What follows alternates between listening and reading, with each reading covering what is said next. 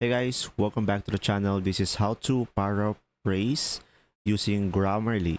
So first one is just simply go to grammarly.com and this will be their homepage. And after that guys, you could just simply sign up if you don't have an account or log in into your account. And from here, just simply provide your email and password in order for you to proceed. Now here on the Grammarly homepage, you could just simply go ahead and go for new document over here on the documents tab.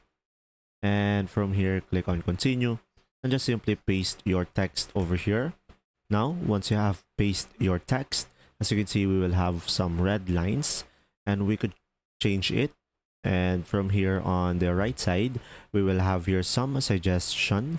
So we could go for went in order for us to correct the verb, and we will have here as well some correction, and we could go for but, and from here you could be able to see some corrections that you might want to consider, and you could just simply go for the goals over here, and you could set goals in order for Grammarly to correct you.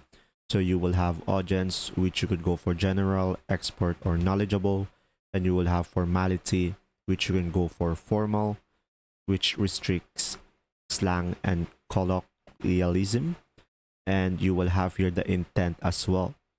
So pretty much this will be depending on you, and when you click on done, Grammarly will correct you. And there you go. I hope this video helped you understand more. Thanks for watching.